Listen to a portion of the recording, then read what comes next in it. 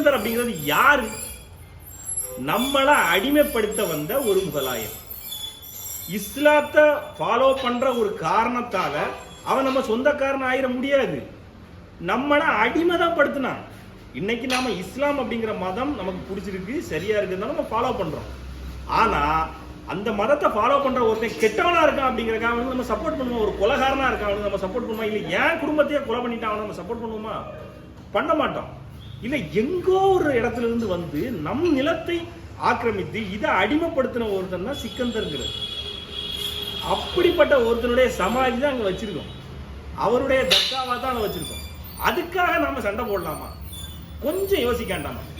ஆனா உண்மையான விஷயம் என்னன்னா, இஸ்லாத்துல உள்ள எல்லாத்தையும், இஸ்லாத்தை உண்மையா ஃபாலோ பண்ற எல்லாருக்கும் இது தவறா தெரியும். இவங்க பண்றது தவறு. ஏன்னா நீங்களே பாத்தீங்கன்னா 4 பேரை தவிர ஆளே இல்லை. மொத்தமே 4 பேர் போய் பிரியாணி சாப்பிட்டது. ஏன்னா இஸ்லாத்தை ஃபாலோ பண்ற இது எப்படி அப்படின்னா, ஒரு பானை சோற்றுக்கு ஒரு சோறு பதம்னு சொல்லி ஒரு மொத்த சமுதாயத்தையே வந்து இந்த தீமையான விஷயம் செய்யற சிலர் வந்து மொத்த சமுதாயத்துக்கே கேடாமஞ்சு போயிடுறாங்க. இப்ப அதை எதிர்த்தே இஸ்லாத்துல உள்ள நிறைய பேர் வந்து போராடிட்டு இருக்காங்க. ஒரு பெண்மணி ஒரு வீடியோ போட்டிருந்தாங்க, பார்த்தேன், அருமை. அவங்களுக்கு வந்து வணக்கத்தை சொல்லிக்கிறேன்.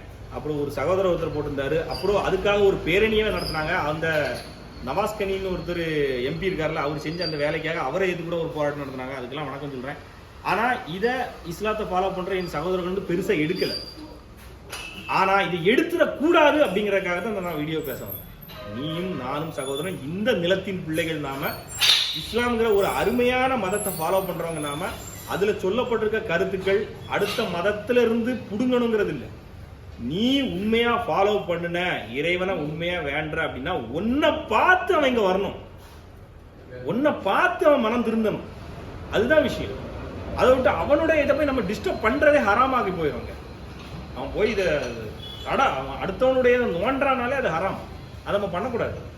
ஓகே, அந்த விஷயத்த நம்ம யாரும் எதுவும் பண்ணக்கூடாது. இதே மாதிரி ஒரு பானை சோற்றுக்கு ஒரு சோறு பதம் சொல்லிட்டு இந்த சிலர் செய்யற 4 பேர் செய்யற வேண்டாத வேலைக்காக மற்றவங்களை நாம தவறா என்னைக்கும் எடுத்துடக்கூடாது. யாருக்கு மனதிலையும் எக்காரணத்தை கொண்டும் இது வந்து ஒரு ஒரு அந்த என்ன சொல்றாங்க இவங்க நினைக்கிறாங்கல்ல, அந்த மத வெறி, மத சண்டை, மத கலவரம், அதை உருவாக்கிடவே கூடாதுங்கிறது என்னுடைய தாழ்மையான வேண்டுகோள். நல்ல ஒரு விஷயம் புரிஞ்சுக்கோங்க.